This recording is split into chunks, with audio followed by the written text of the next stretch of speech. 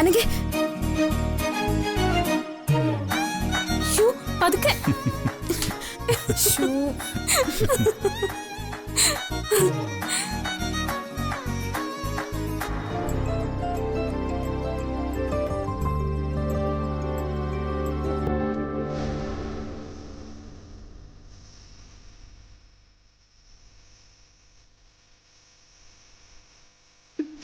അതിരിക്കും.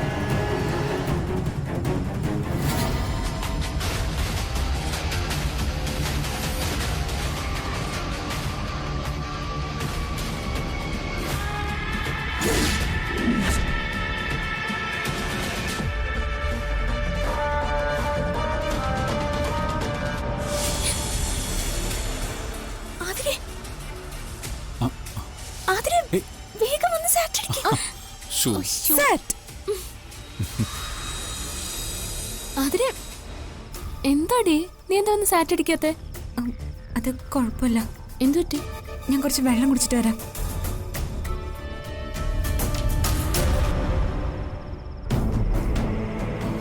Okay, എന്തോ പറ്റിയിട്ടുണ്ട്. എന്താ? ആ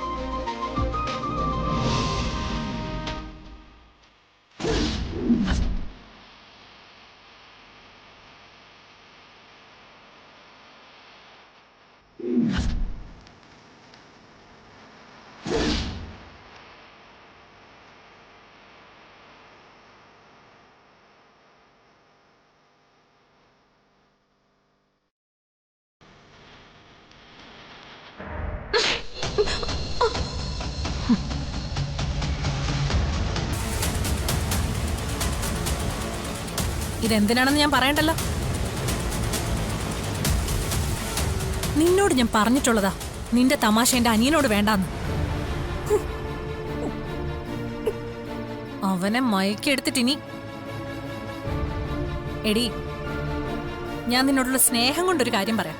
ഇന്നല്ലെങ്കിൽ നാളെ സന്ധ്യ മനക്കെ കെട്ടും. നീ വഴിയാധാര ആവുകയും ചെയ്യും.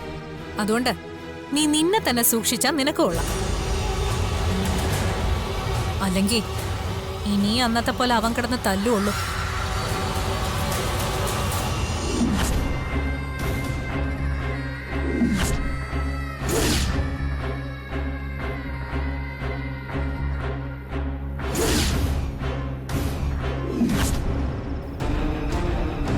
നിനക്ക് എന്താ വേണ്ടേ? പൈസയോ?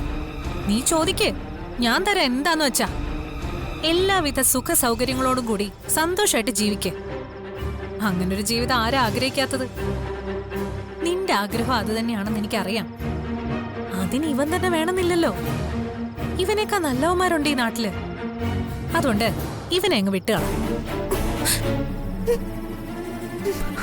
അതല്ല, പറയുന്നതനുസരിക്കാതെ ധിക്കാരം കാണിച്ച് സന്ദീപിന്റെ പുറകെ ഇനിയും നടക്കാനാണ് നിന്റെ ഭാവമെങ്കിൽ ആതിര എന്ന് പേരിട്ടിരിക്കുന്ന ഈ ശരീരത്തിൽ ജീവൻ ഉണ്ടാവില്ല.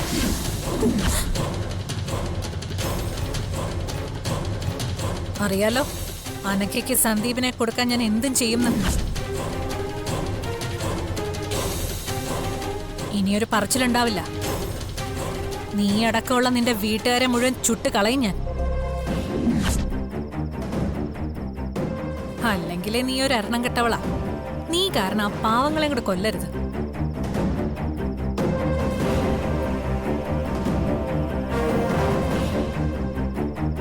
സന്ദീപിനൊപ്പം ഇനി നിന്നെ കണ്ട അവന്റെ കാര്യം പോക്ക. ഞാൻ പറഞ്ഞില്ലാന്ന് വേണ്ട.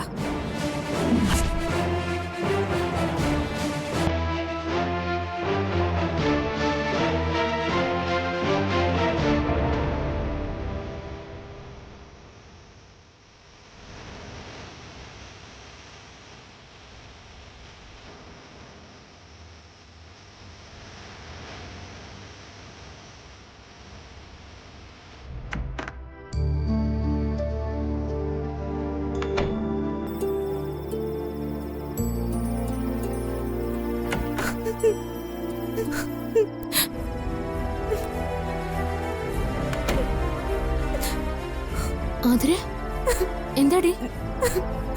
എന്തിനാ കരയുന്നേ? നീ കാര്യം പറയാ. എന്താ പറ്റിയേ?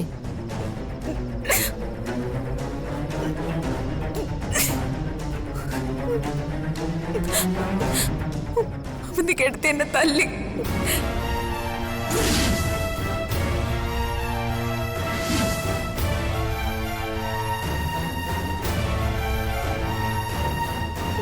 എന്തിന്? എന്താ കാര്യം?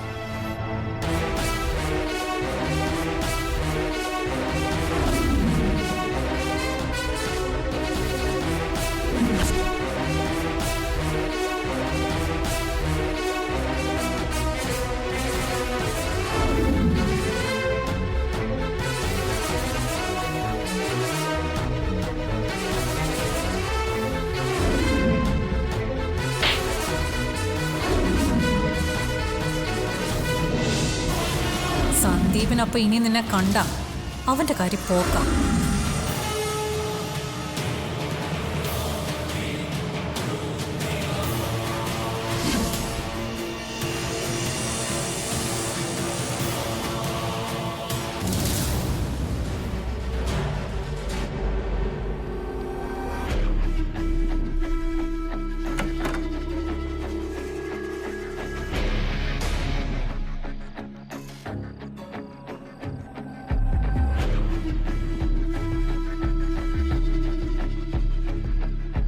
ഈ വരവ് ഞാൻ പ്രതീക്ഷിച്ചു.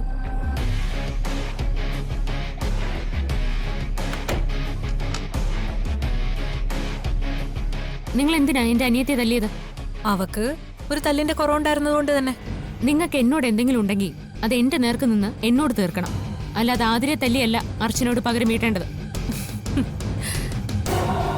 നിന്നോട് ദേഷ്യോ? ആർക്ക്? എനിക്കോ? എനിക്കിപ്പോ നിന്നോട് ദേഷ്യമില്ല. ഇഷ്ട, ആരാധനയോട് കൂടിയ ഇഷ്ടം. ഞാൻ ഏത് വഴിക്ക് കാര്യങ്ങൾ അടുപ്പിക്കാൻ നോക്കുമ്പോഴും അത് കണ്ടുപിടിച്ച് എന്നെ തോൽപ്പിക്കുന്ന അർച്ചനയോട് ബഹുമാനം നിറഞ്ഞ ഇഷ്ട. പിന്നെ നിന്റെ അനിയത്തെ തല്ലിയത് അത് നിന്നോടുള്ളൊരു ദേഷ്യം കൊണ്ടല്ല.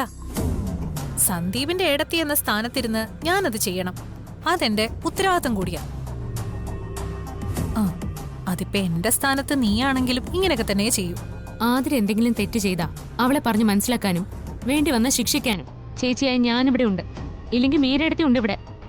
നിങ്ങളോട് ആര് പറഞ്ഞു എന്റെ അനിയത്തെ തല്ലാൻ? ഞാൻ അവസാനമായിട്ട് പറയാ, ഇനി മേലല്ല ഇത് ആവർത്തിച്ചാ ഞാൻ പകരം തീർക്കുന്നത് അനക്കെ തല്ലി ആവില്ല, നേരിട്ടായിരിക്കും. പറഞ്ഞില്ലാന്ന് വേണ്ട.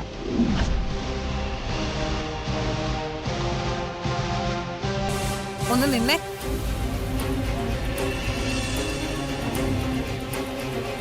നീ നേരിട്ട് ചെയ്യുന്നു പറഞ്ഞതിന്റെ അർത്ഥം നീ എന്നെ തല്ലുന്നാണോ? നിങ്ങൾക്ക് അങ്ങനെയാണ് ഞാൻ പറഞ്ഞതിൽ നിന്ന് മനസ്സിലായതെങ്കിൽ അങ്ങനെ തന്നെ.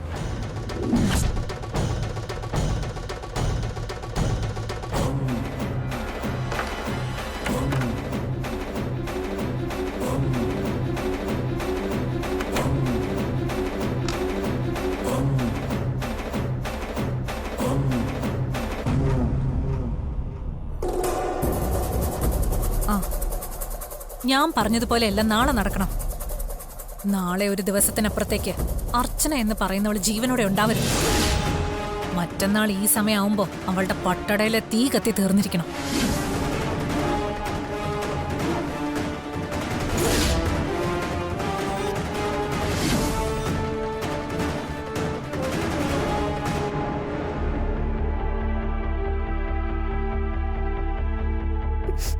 അതിരെ താനെന്താ കാര്യം എന്ന് പറയും?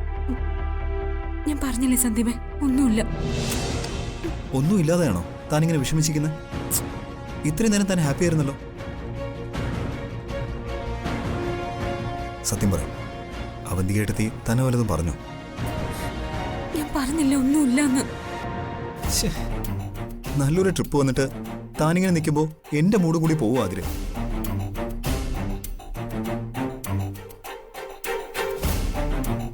താൻ ഹാപ്പി ആയിരുന്നല്ലേ എനിക്കും എൻജോയ് ചെയ്യാൻ പറ്റൂ.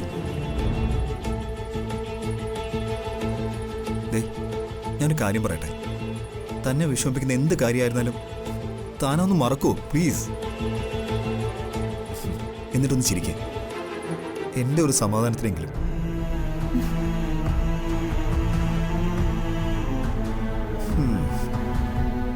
ഇങ്ങനെയാണോ ചിരിക്കുന്നത്? ഒന്നാമത് താൻ കരയുന്ന കാണാനേ കൊള്ളില്ല. താൻ കരയാനാണോ വന്നത്?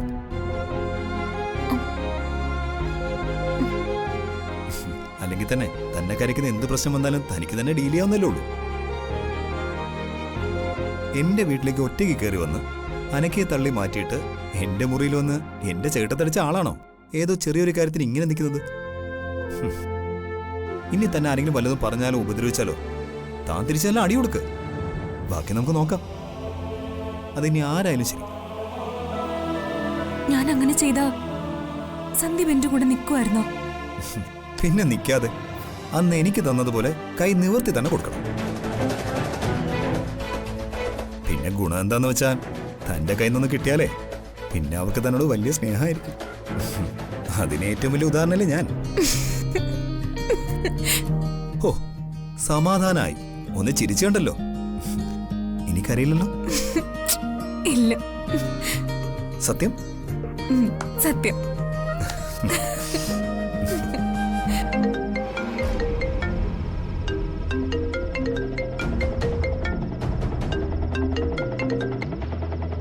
ഹലോ,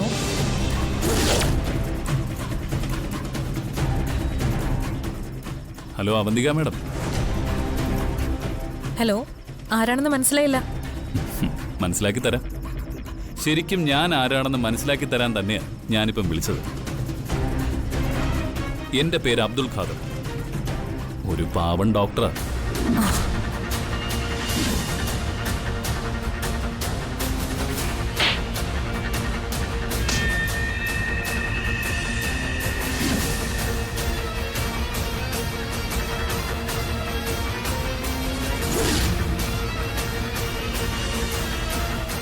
ഇപ്പം മനസ്സിലായി കാണുമെന്ന് ഞാൻ വിശ്വസിക്കുന്നു. ഞാനിപ്പം വിളിച്ചതേ മറ്റൊരു കാര്യം പറയാനാ. ഞാൻ എന്തൊക്കെ ചെയ്യുന്നു, എവിടെയൊക്കെ പോകുന്നു എന്നൊക്കെ അറിയാനേ. മാഡം 3 പേരെ ചുമതലപ്പെടുത്തി എന്റെ പുറകെ അയച്ചിരുന്നില്ലേ? അവരിപ്പോ എന്നോടൊപ്പം ഉണ്ട്.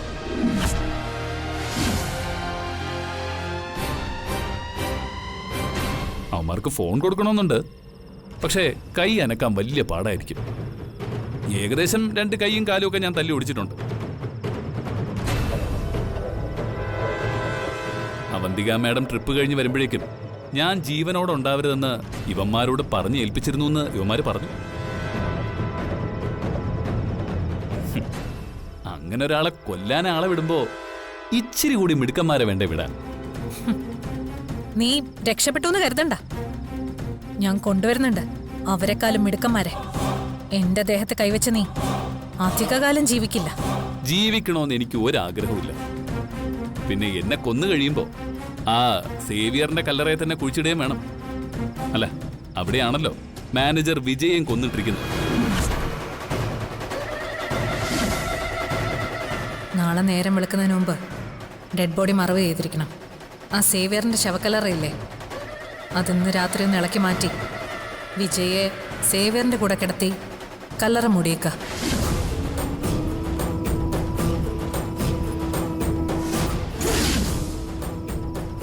എന്റെ ആദ്യത്തെ ഇടിയിൽ തന്നെ ഇവന്മാര് കുറേ കാര്യങ്ങൾ പറഞ്ഞു. ഇവന്മാരെ കൊണ്ട് നീ ചെയ്യിച്ച ഓരോ കാര്യങ്ങളും വ്യക്തമായി പറഞ്ഞു തന്നു. ഞാനിപ്പോ നെല്ലിശ്ശേരിയിലേക്ക് നേരെ പോവാ. അവിടെ ചെന്ന് സേതുങ്ങളോട് എല്ലാം പറയും.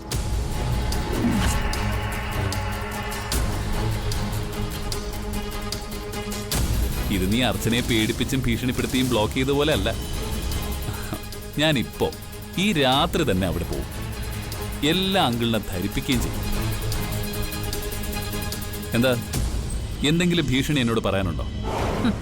ഉണ്ട്. ഭീഷണിയല്ല, ഈ ഫോൺ കോൾ കട്ട് ചെയ്തിട്ട് ഉടനെ ഞാൻ ചെയ്യാൻ പോകുന്നൊരു കാര്യം അത്. നീ നെല്ലിശ്ശേരിയിൽ എത്തുന്നതിന് മുമ്പ് ഞാൻ ഇവിടെ അർച്ചനയുടെ കഥ കഴിക്കും. ഇന്ന്, ഇപ്പൊ. ഭീഷണി കൊള്ളാം, പക്ഷേ എനിക്ക് ഒട്ടും പേടിയാവുന്നില്ല. കാരണം ഈ ലോകത്ത് അർച്ചന ഏറ്റവും സുരക്ഷിതമായ സ്ഥലത്താണ് ഇപ്പോൾ ഉള്ളത്, സച്ചിയുടെ കൂടെ. അർച്ചനയെ സച്ചി നോക്കിക്കോളും. നീ കൊന്നതും കൊല്ലിച്ചതും അടക്കം എല്ലാം ഇന്ന് എല്ലാരും അറിയും. ആ കുടുംബത്തോട് ഇത്രയും ക്രൂരത കാണിച്ച നിന്നെ എന്താ ചെയ്യേണ്ടതെന്ന് അവര് തന്നെ തീരുമാനിക്കട്ടെ. പിന്നെ അവന്തികയോട് മറ്റൊരു സർപ്രൈസ് കൂടി പറയാനുണ്ട്. വലിയ സർപ്രൈസാ. അത് ഏറ്റവും അവസാനം പറയാന്നാ കരുതിയിരുന്നത്. തന്റെ കാണാതായ ഭർത്താവ് ഇപ്പൊ എവിടെയാണെന്നുള്ളത് എനിക്കറിയാം. 2 ദിവസം മുന്നേ വരെ നിങ്ങൾ ഇപ്പൊ താമസിക്കുന്ന ആ വീട്ടിലുണ്ടായിരുന്നു മിസ്റ്റർ നന്ദൻ.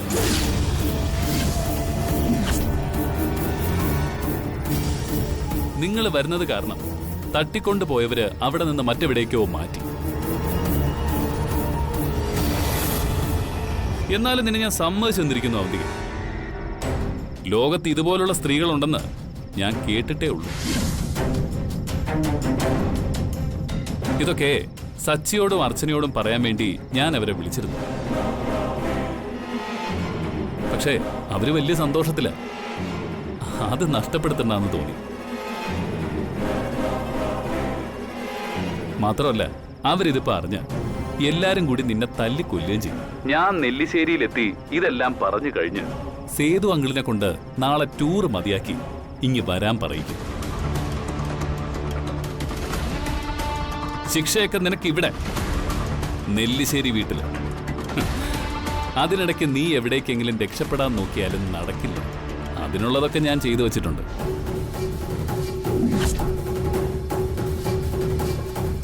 അപ്പൊ ശരിയാവുന്നില്ല. ഇനിയുള്ള ഓരോ നിമിഷവും നീ തീ ചവിട്ടിയതുപോലെയാണെന്ന് എനിക്കറിയാം. അത് അനുഭവിക്കാൻ വേണ്ടി തന്നെയാ ഞാൻ ഇതൊക്കെ നിന്നോട് വിളിച്ചു പറഞ്ഞത്. ഇനി നമ്മൾ തമ്മിൽ കാണുമ്പോ നിനക്ക് ജീവൻ ഉണ്ടെങ്കിൽ നമുക്ക് നേരിട്ട് സംസാരിക്കാം. ഇല്ലാതിരിക്കാൻ ഞാൻ മാക്സിമം ശ്രമിക്കാം. അപ്പൊ ബൈ, ഗുഡ് ബൈ.